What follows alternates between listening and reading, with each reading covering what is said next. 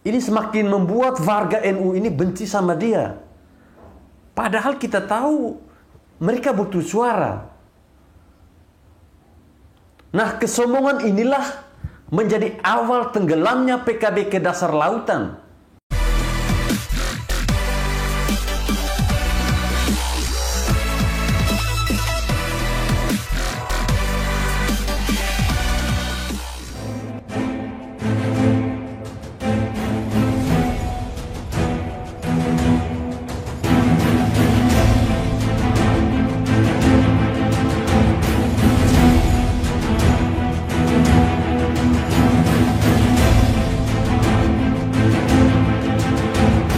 Assalamualaikum warahmatullahi wabarakatuh. Salam, salve, Om Swastiastu, Namo Buddhaya, salam kebajikan. Ini adalah kesalahan fatal dari Cak Imin yang bisa bikin PKB tenggelam ke dasar lautan. Sangat wajar kalau setiap kader partai itu mereka ingin partainya menjadi pemenang pemilu. Karena kita tahu dengan begitu akan ada banyak privilege atau hak istimewa yang mereka dapatkan. Saya ambil contoh itu dari PDIP. Yang kita tahu bahwa pada pemilu 2014 dan juga 2019 lalu, PDIP ini terpilih sebagai partai pemenang pemilu. Kursi presiden dari PDIP, kursi ketua DPR RI dari PDIP, lalu kursi menteri juga mendapat jatah terbanyak. Dan jangan salah-salah ya, pada Pilpres 2024 nanti, itu hanya PDIP saja yang bisa mengusung pasangan capres atau cawapres sendiri. Karena kita tahu perolehan suaranya ini sudah melampaui presidensial threshold 20%. Kita tahu saat ini PDIP itu dia mendapat kursi di DPR RI sebanyak 22,26%. Itu yang mereka dapatkan pada pemilu 2019 lalu. Lalu muncul pertanyaan, kira-kira atau partai mana sih yang tidak ingin seperti PDIP? Saya yakin pasti semua partai ingin seperti itu. Itulah alasan kenapa partai ini berlomba-lomba merebut hati rakyat dengan melakukan berbagai macam cara. Termasuk yang dilakukan oleh Amin Rais saat itu, yang mengatakan bahwa partainya PAN merupakan partai pembela agama Tuhan. Walaupun pada akhirnya dia sendiri yang dicampakkan dari partai berlambang matahari tersebut. Hanya saja entah disadari atau tidak, ada juga loh ketua partai yang justru merusak citra partainya sendiri. Entah apa tujuannya kita tidak tahu. Lantas, siapa sih yang begitu tega merusak citra partainya sendiri tersebut? Ya siapa lagi kalau yang sedang viral saat ini, Ketua Partai PKB, Muhaimin Iskandar, atau yang kerap disapa Cak Imin itu. Nah, Cak Imin ini bisa dibilang lebih lama berkuasa dibandingkan dengan Vladimir Putin. Karena Putin menjadi presiden Rusia itu baru 10 tahun. Atau sejak tahun 2012 silam. Sedangkan Cak Imin itu sudah memimpin PKB 17 tahun lamanya. Yaitu sejak tahun 2005. Bayangkan saja, anak-anak yang baru lahir di tahun yang sama dengan Cak Imin pertama kali dilantik jadi ketua PKB, sekarang sudah bisa punya KTP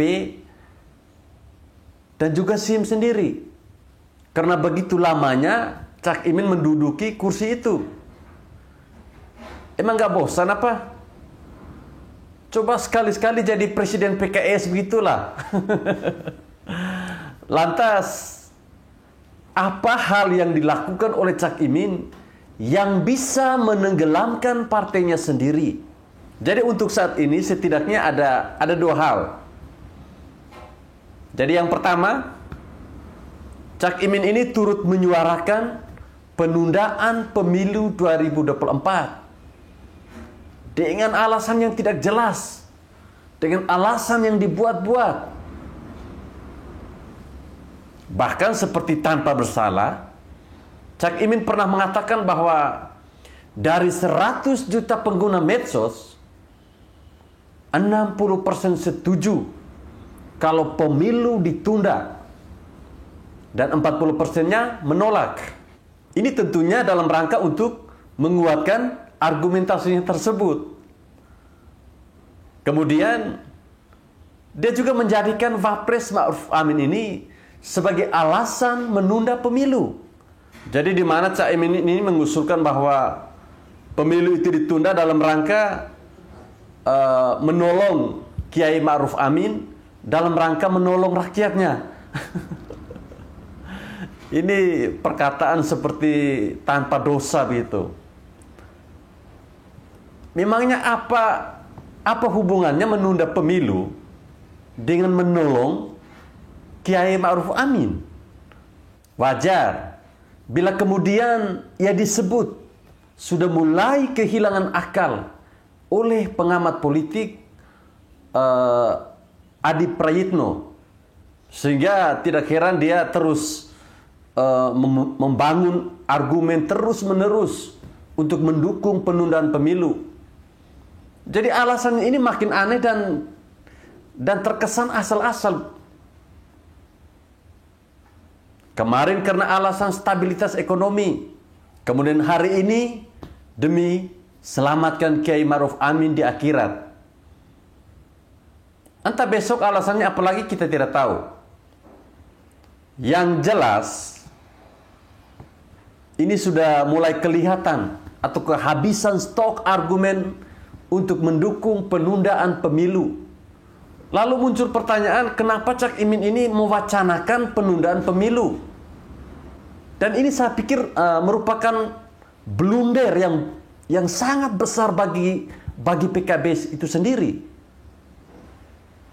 Karena penundaan pemilu itu sudah ditolak oleh berbagai pihak, mulai dari akademisi, aktivis, parpol lain yang tergabung dalam koalisi pemerintah, parpol oposisi, dan juga masyarakat.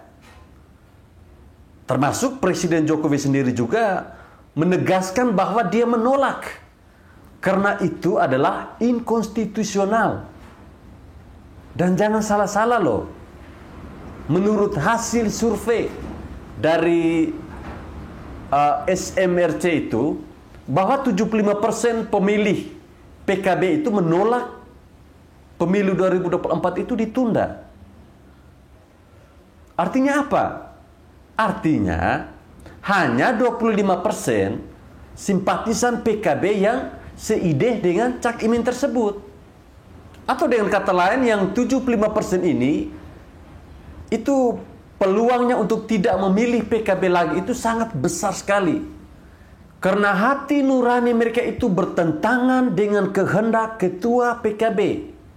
Bayangkan saja, perolehan suara PKB pada pemilu 2019 lalu itu hanya 13,5 juta suara. Kalau 75%-nya hilang, yang tersisa ya hanya 3,30 juta suara. Itu sudah bisa dipastikan tidak akan lolos dari parliamentary threshold. Karena kita tahu Perindo saja yang memperoleh suara sebesar 3,4 73 juta suara itu sama sekali tidak punya perwakilan di parlemen. Jadi memang ini agak unik Cak Imin ini. Dia keluar-keluar pengen jadi capres, tapi malah melontarkan wacana yang bertolak belakang dengan keinginan dari pemilih PKB itu sendiri. Lalu yang kedua, dan ini yang paling fatal menurut saya, di mana Cak Imin ini merendahkan NU dan juga ketuanya Gus Yahya. Tidak bisa kita pungkiri bahwa salah satu basis massa dari PKB itu adalah dari warga NU itu. Kenapa warga NU itu memilih PKB? Ya karena partai ini didirikan oleh kiai-kiai NU. Seperti ya Gus Dur itu. Terus ada Gusmus. Lalu ada Kiai Munasir Ali juga. Dan PKB itu sendiri tidak lepas dari banyaknya warga NU yang kala itu sekitar tahun 98 itu menginginkan agar dibentuk parpol yang mewadahi aspirasi kaum Nahdliyin. Jadi PKB ini beda dengan Gerindra ya.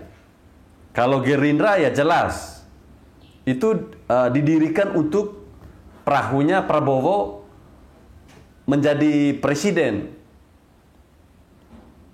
Sedangkan kalau PKB itu untuk warga NU dalam hal untuk menyampaikan sebuah aspirasi. Ini Cak Imin ini seolah-olah seperti kacang lupa kulit, melecehkan peran ketua PBNU Gus Yahya dengan mengatakan bahwa ketua ormas terbesar di Indonesia itu tidak punya pengaruh sama sekali di PKB. Jadi dia menyebutkan bahwa pemilih PKB itu sangat loyal. Katanya solid sekali sampai ke bawah. Sehingga ya menurut Cak Imin jadi dia tidak membutuhkan lagi PBNU. Katanya tidak pengaruh sama sekali jika para pemilih PBNU ini tidak memilih PKB. Ini orang kok songong banget ya. Ini semakin membuat warga NU ini benci sama dia. Padahal kita tahu mereka butuh suara. Nah, kesombongan inilah menjadi awal tenggelamnya PKB ke dasar lautan.